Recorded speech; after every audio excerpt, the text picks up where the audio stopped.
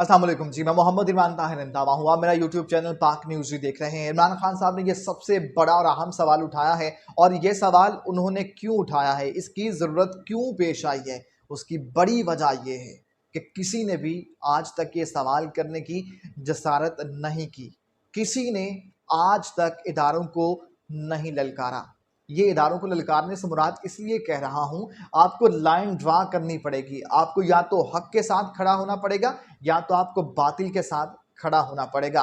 इमरान खान ने यह सवाल किया है, ना तो इंसाफ करने वालों ने इस हकदार को रोका है, ना तो उन लोगों ने इस हकदार को रोकने की कोशिश की है जो मुल्क के मुहाफिज बने फिरते हैं। मेन स्ट्रीम मीडिया तनकीद कर रहा है कि इमरान खान ने आज फिर इदारों पर तनकीद कर दी, इमरान खान ने रेड लाइन क्रॉस कर दी। सवाल ये है, क्या ये सवाल करना नहीं बनता? ऐसा शख्स जो फिनांस मिनिस्टर है वो भाग जाता है, मुल्क भाड़ में जाए, मुल्क की तो परवाह ही नहीं। आप ऑन सीट हैं, आप सिटिंग फाइनेंस मिनिस्टर हैं, आप भाग जाते हैं।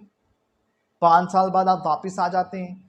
वापस आने के बाद आप दोबारा से दूध की रखवाली करना शुरू कर देते हैं। आपके ऊपर असासाजात रेफरेंस केस हैं।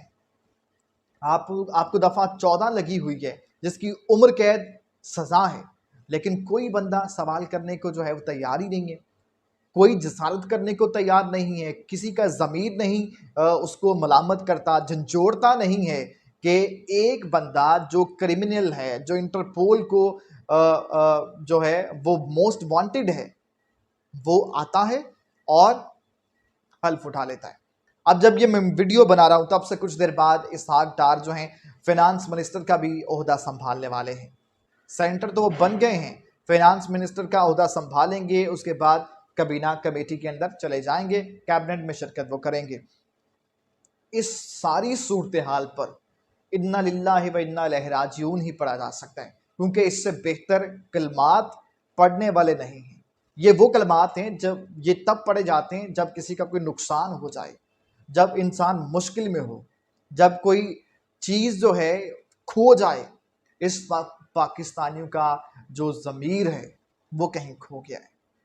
कोई बंदा बात करने को तैयार नहीं है, लेकिन Imran Khan red line cross करके सारा मीडिया बिका हुआ है। सबकी अपनी अपनी एडिटोरियल पॉलिसीज़ हैं और वो सब एडिटोरियल पॉलिसीज़ के तहत काम कर रहे हैं। और काम क्या कर रहे हैं? जो इम्पोर्टेड सरकार है उसे स्ट्रेंथन करने की कोशिश कर रहे हैं, उसे सपोर्ट कर रहे हैं। लेकिन जो इमरान खान है, वो जो मर्द कलंदर सही बात कर रहा है, जो वैलिड पॉइंट उठा रहा है, उस पर कोई बंदा बात करने को तैयार नहीं है। नाज़रीन, आगे बढ़ते हैं, कुछ बात कर लेते हैं ऑडियो लीक्स की। ऑडियो लीक्स की बात करें तो शहबाज शरीफ साहब ने प्रेस कॉन्फ्रेंस की है। शहबाज शरीफ साहब, अखबारों में भी ये चीज़ छप गई है, तमाम वेबसाइट्स पर भी पड़ी हुई है। शहबाज शरीफ साहब कहते हैं कि मरियम बेटी ने उनसे किसी किस्म की कोई फेवर नहीं मांगी और ना ही किसी सिफारिश का मुतालबा किया। इस पर जितना सर पीटा जाए उतना ही कम है। वीडियो के अंदर जो ऑडियो आई है उसके अंदर ये सुना जा सकता है, बाकायदा सुना जा सकता है कि वो भारत से प्लांट जो है वो आ चुका है और बाकी जो प्लांट है वो मंगवाना है, वो जो इनके दामाद साहब हैं उनके लिए। शहबाज शरीफ साहब उसके अंदर बाकायदा कह रहे हैं हाँ हाँ वो जो आधा प्लांट आ चुका है। तो उस वक्त जो डॉक्टर तौकीर हैं वो ये कहते हैं कि इसहाक डार साहब ये काम बड़े अच्छे से कर लेंगे, ये उनकी सुपुर्दारी कर देते हैं, वो कर लेंगे। तो जनाब ये क्या चल रहा है? और किसे कहते हैं सिफारिश करना? और क्या होता है फेवर लेना? डॉक्टर तौकीर मरियम साहिबा को कोड कर रहे हैं कि मरियम बीबी ने ये बात कही है मुझे। वो कहते हैं हाँ वो ईसीसी में जाना पड़ेगा, कबीना कमेटी में जाना पड़ेगा। आज जो प्रेस कॉन्फ्रेंस की है उसके अंदर भी वो ये कहते हैं, ज़रा सोचे ना कि मशीनरी तो आ गई है, कितने अरबों की माल आ गया है, तो वो तो अरब ज़ाया जाएंगे। मतलब अब भी सॉफ्ट कॉर्नर उनके साथ हैं। लेकिन कश्मीर का जो सौदा करने वाला इमरान खान है, जिसको मुर्दे इल्ज़ाम ठहराया जाता है, उसने तो 5 अगस्त 2019 के बाद जब से कश्मीर का खुसूसी स्टेटस ख़त्म किया गया है तब से उसने बंद कर रखी है पाकिस्तान और भारत की तिजारत के। पाकिस्तान ट्रेड करेगा ही नहीं इंडिया के साथ, लेकिन इन्होंने मंगवा लिए चोरी छुपे और इस हकदार को ला के बिठा दिया है। और जो बाकी का माल रह गया है वो भी टमाटरों की ट्रेड शुरू करेंगे और वो भी किसी ना किसी दिन आ जाएगा। ये इस वक्त पाकिस्तान की सूरत हाल है।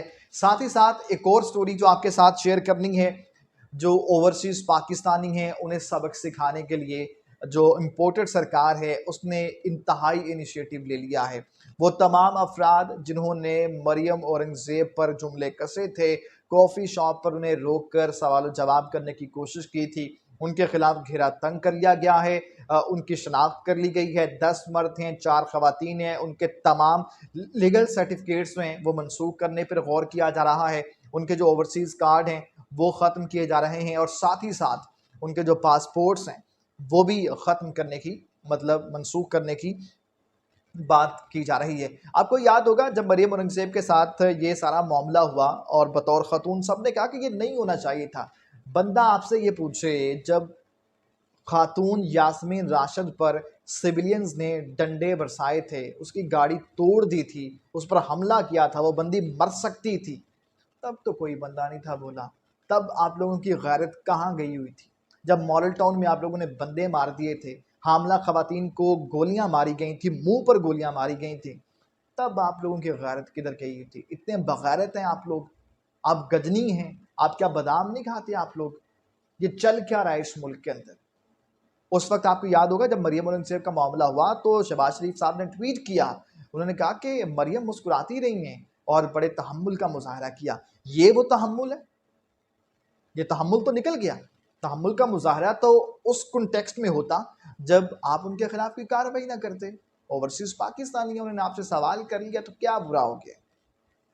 ये उस बुरे से बेहतर है जो आपने किया। आप तो हमले करते हैं, गोलियां मारते हैं, डंडे मारते हैं, गाड़ियां तोड़ देते हैं। इन्होंने तो सवाल किया है, इन्होंने तो सिर्फ ये कहा कि चोर है।